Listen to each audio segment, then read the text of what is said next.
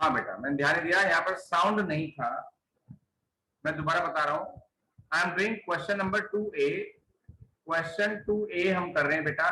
इसके अंदर आपको ये छांटना है कि ये आइटम डेबिट होंगी या क्रेडिट होंगी। There are total 20 items, 1 to 20 मैंने नंबरिंग कर दी है। अब आपको आइटम वाइज छांटना है। जैसे परचेज डेबिट होती है, नंबर 2 पे था पेटेंट, ये क्रेडिट डेबिट होता है क्योंकि एसेट है। नंबर 3 पर सेल्स है, सेल्स रेवेन्यू है इसलिए क्रेडिट होगी। नंबर 4 पर है फर्नीचर, एसेट है, डेबिट होगा। इस तरीके से पूरा क्वेश्चन आपको करना है, डेबिट और क्रेडिट के रूप में छांटना है। ठीक है, आपको मैं 2-3 मिनट देता हूं, आप कर लो, और आंसर से कोई चीज मैच ना करे या कोई आपको डाउट हो तो यू कैन रेज हैंड। अभी आपको 2 मिनट देता हूं, 4 मिनट, आप इसे पूरा करो पहले क्वेश्चन 2A डालकर।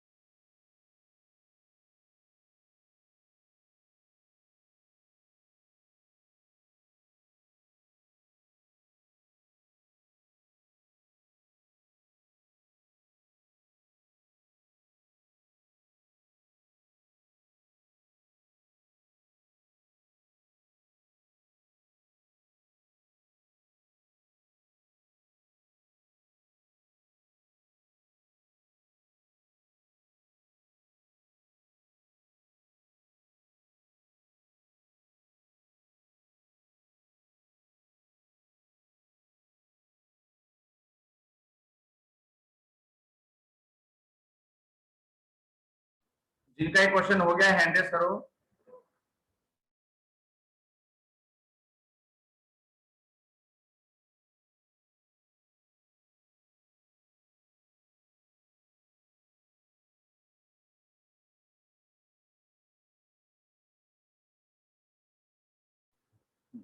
इसमें एक दो प्रॉब्लम्स आई मेरे पास।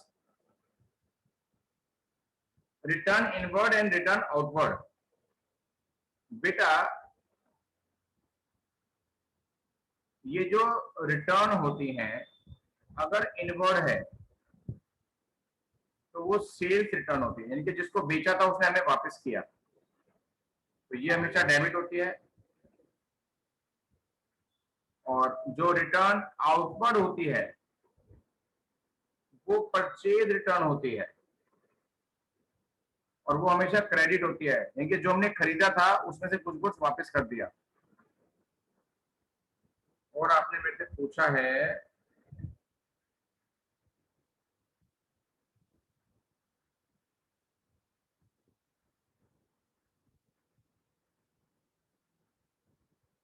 6 and 8।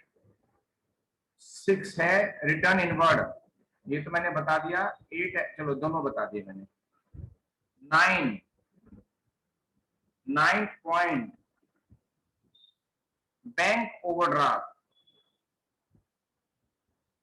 बेटा बैंक ओवरड्राफ्ट एक स्पेशल फैसिलिटी है जब हमारा बैंक में ना करंट अकाउंट होता है। बैंक ओवरड्राफ्ट का मतलब करंट अकाउंट नहीं है, मैं बता रहा हूं कुछ। जब हमारा बैंक में करंट अकाउंट होता है तो करंट अकाउंट की एक खासियत होती है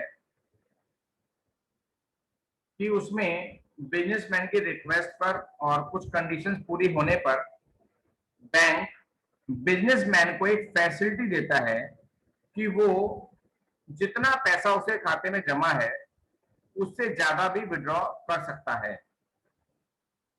जब वो अपने बैलेंस से ज्यादा विड्रॉ कर सकता है तो उसकी एक लिमिट होती है कि कितनी लिमिट तक वो विड्रॉ कर सकता है। तो जितना पैसा उसने अपने बैलेंस से ज्यादा विड्रॉ करा उसको बोलते हैं ओवरड्राफ्ट। यानी कि मेरा जितना बैलेंस था मैंने उससे ज्यादा विड्रॉ कर लिया, तो मेरे लिए तो ये लायबिलिटी हुई ना बेटा, मैंने तो बैंक से कर्जा लिया ना एक तरह से देखा जाए तो, क्योंकि जितना मेरा बैलेंस था मैंने उससे ज्यादा विड्रॉ कर लिया, तो दिस इज ए लायबिलिटी और लायबिलिटी है इसलिए क्रेडिट होगा।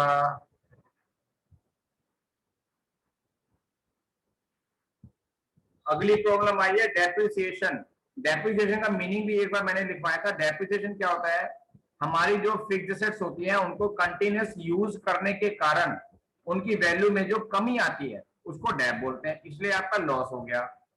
तो डेप्रिसिएशन क्या होगा, it's your loss and it should be debited. Loss debit होते हैं। एक आई है 17, इंटरेस्ट ऑन लोन। बेटा जब आपने बैंक से लोन लिया तो ये आपकी लायबिलिटी है, लोन आपकी लायबिलिटी है इसलिए क्रेडिट हुआ। लेकिन आपने मेरे से पूछा इंटरेस्ट ऑन लोन, जब आप लोन लेंगे तो उसका जो इंटरेस्ट होगा वो तो आपके लिए खर्चा है क्योंकि आपको देना पड़ेगा, आप बैंक को दोगे, तो खर्चा है इसलिए ये डेबिट होगा। जिस जिसकी प्रॉब्लम को मैंने सॉल्व कर दिया वो ओके लिखते हैं, और जिसको कुछ पूछना है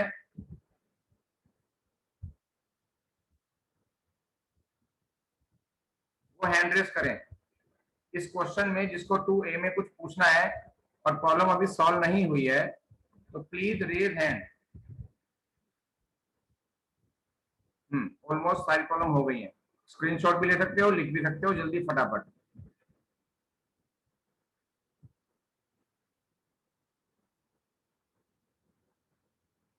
ठीक, स्क्रीनशॉट ठीक हो गया।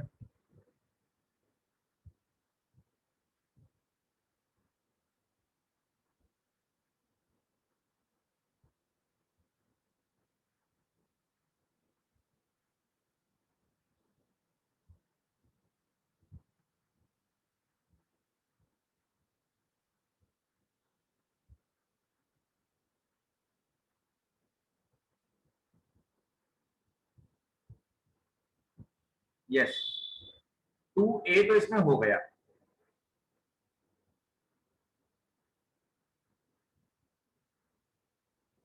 अब 2B भी आपका हो जाएगा, सेम है। Question number 3, picture is not so clear. देखता हूं कि कुछ बन जाए बात। पिक्चर क्लियर नहीं है लेकिन बुक आपके पास भी है तो उससे हो सकता है आपको समझ में आ जाए। बुक आपके पास होनी चाहिए, है ना।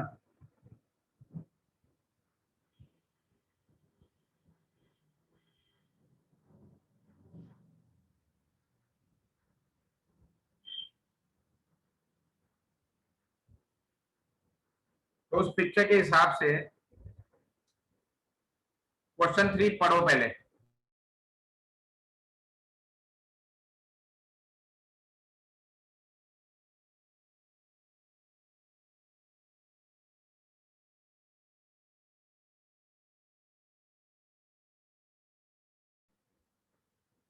बुक से पढ़ते हैं क्योंकि यहाँ पर स्क्रीन में क्लियर नहीं आ रहा क्वेश्चन। जितना दिख रहा है बता रहा हूँ। प्रिपेयर ट्रायबलेंस, हमने इसमें से ट्रायबलेंस बनाना है, आइटम्स हमें गिवन है। पिक्चर बिल्कुल भी क्लियर नहीं है, तो कोशिश करूंगा कि आपके सामने क्लियर पिक्चर भी आ जाए और हम लोग बनाएंगे इससे ट्रायल बैलेंस।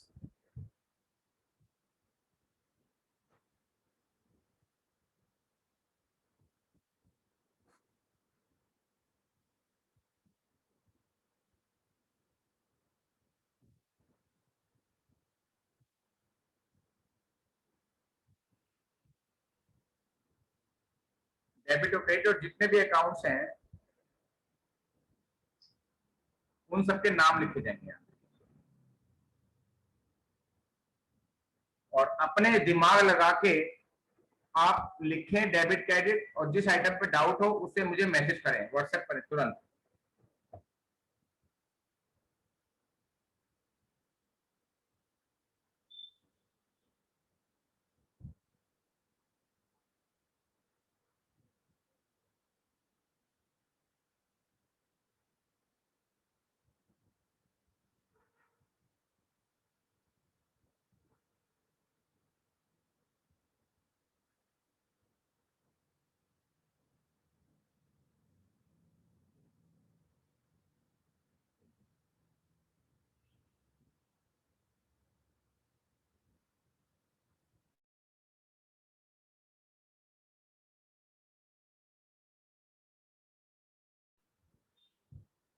ये क्वेश्चन आपके सामने आ गया बेटा, ये क्वेश्चन नंबर 3 है, कंप्लीट नहीं है। नीचे के अमाउंट में आइटम में और बताऊंगा आपको।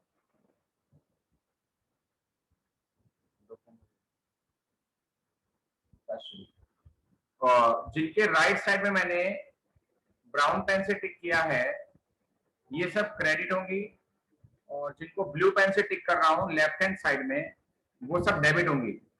इस आइटम पर डाउट हो तो यू कैन आस्क। डाउट तो बस एक ही मीनिंग पता होना चाहिए, बेसिक रूल तो मैंने बता ही रखा है।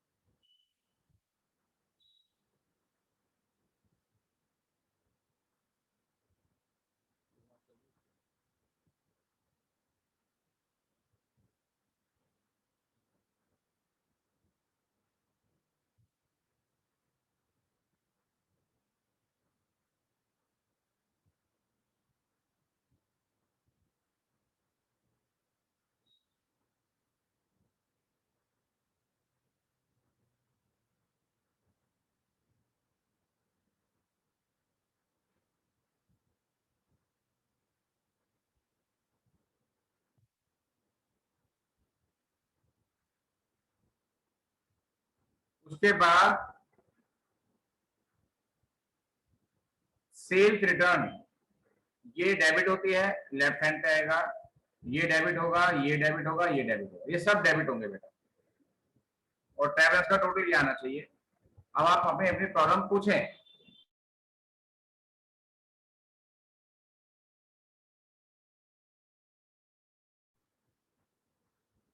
जितने भी ब्लू पेन से हैं वो सब डेबिट हैं,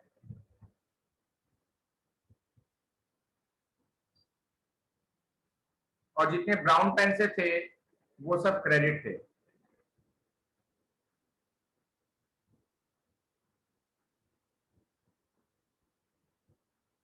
जो क्वेश्चन नंबर 3 बता रहा हूं उसमें भी प्रॉब्लम हो तो बताओ। मेरे पास एक प्रॉब्लम आई है carriage inward and carriage outward, वो बताता हूं बेटा भी, ठीक है।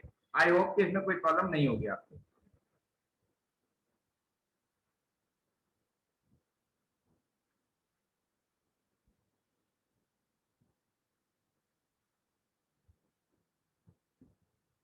कभी कभी खर्चों के आगे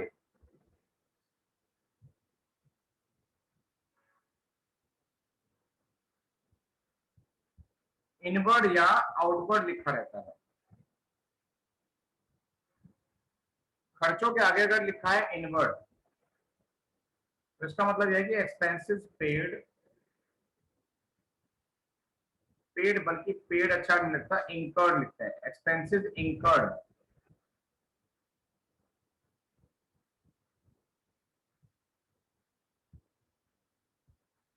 at the time of purchasing the goods. और अगर खर्चों के आगे लिखा हो आउटवर्ड, लिखते हैं एक्सपेंसेस इंकर्ड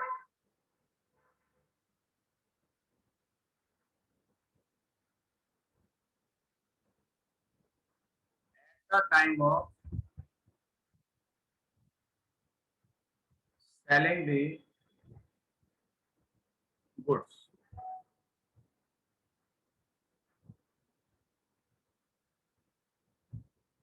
तो एक्सपेंसेस के आगे इंकर्ड हो, सॉरी इनवर्ड हो या आउटवर्ड हो, फर्क क्या पड़ता है? एक्सपेंसेस तो एक्सपेंसेस ही होते हैं, ट्रायल बैलेंस के हिसाब से दोनों ही एक्सपेंसेस हैं, इसलिए ये डेबिट में आएंगे।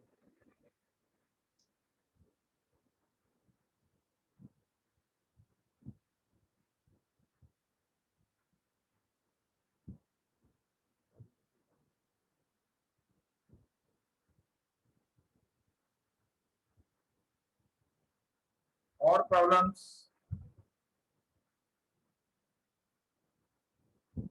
अच्छा, कुछ क्वेश्चंस इसमें ऐसे आते हैं कि ट्रायल बैलेंस तो बना हुआ है लेकिन वो गलत है, ट्रायल बैलेंस तो बना हुआ है लेकिन वो गलत है, उसे सही बनाना है। तो उसमें से गलतियां छांटनी है और सही बना देंगे, उसे बोलते हैं रेक्टिफिकेशन ऑफ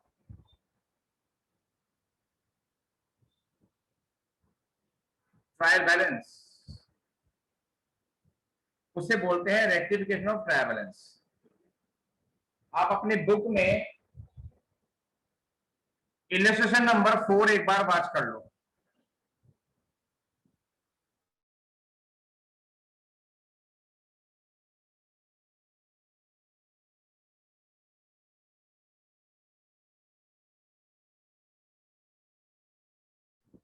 इलस्ट्रेशन तो मैं दे चुका था, क्वेश्चन आप क्वेश्चन 4 देखिए बेटा, क्वेश्चन 4 आप एक बार वाच करो बेटा।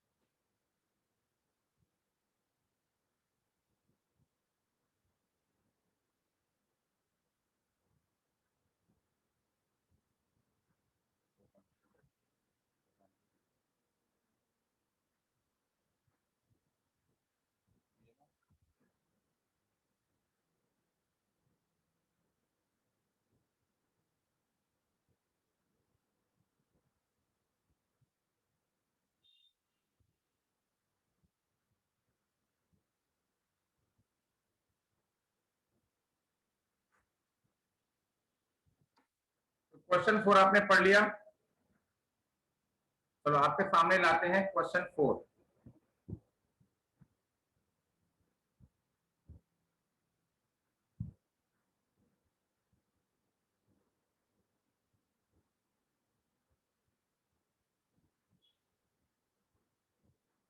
थोड़ा सा कम क्लियर है लेकिन सब कुछ दिखाई देगा कि क्या क्या लिखा हुआ है।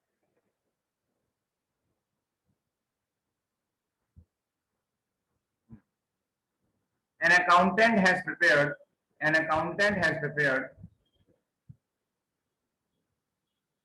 the following trial balance of Sumit. You are required to re-examine it, यानी कि आप इसकी दोबारा जांच करो और देखो कि ट्रायल बैलेंस में कोई गलती तो नहीं है। तो देख लेते हैं बेटा, आपको रूल पता होना चाहिए।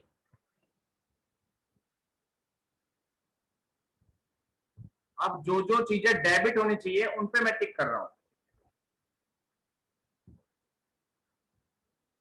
जो जो चीजें डेबिट होनी चाहिए उन पे मैं टिक कर रहा हूं।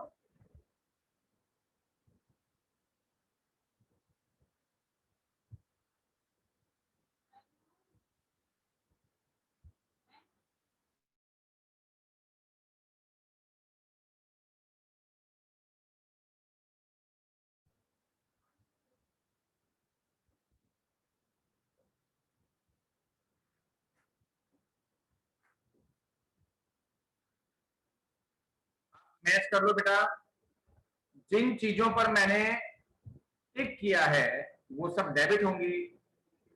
अब उनमें कोई भी अमाउंट अगर डेबिट में नहीं आ रही है तो इसका मतलब वही गलती है। और जिन पर मैंने टिक नहीं किया, चलो मैं टिक कर देता हूं, जिनको मैं ब्लू पेन से टिक कर रहा हूं, एरो बना रहा हूं, वो सब क्रेडिट होंगी।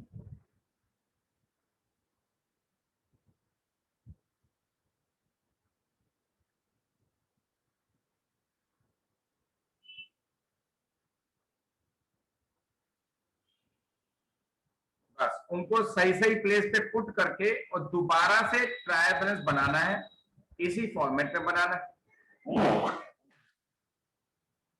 बेटा, इसी फॉर्मेट में बनाना है। बस यही आपको करना होता है रेक्टिफिकेशन ऑफ ट्रायल बैलेंस में, कि गलत बना हुआ है सही बनाना है। सॉल्व।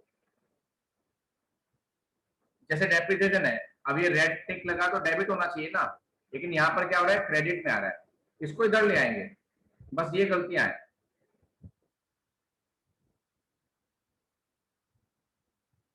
ये इधर आ जाएगा, ये इधर आ जाएगा, ये इधर चला जाएगा। बस ऐसे ही करना होगा। तो नॉर्मल ट्रायल बैलेंस तो आपका इन्हीं चीजों से एंड हो जाएगा।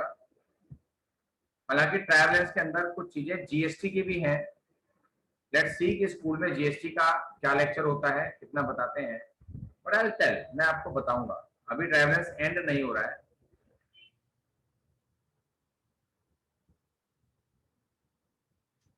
इसके बेस पे आप क्या करेंगे। अच्छा, बच्चों के ना एग्जाम्स भी चल रहे हैं, इसलिए बहुत ज्यादा होमवर्क आप दे भी नहीं सकते।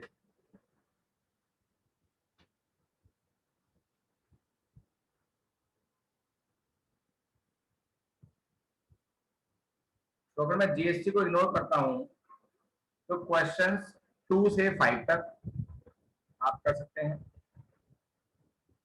2A से 5 छोटे छोटे से हैं। और इलस्ट्रेशंस, इलस्ट्रेशंस आप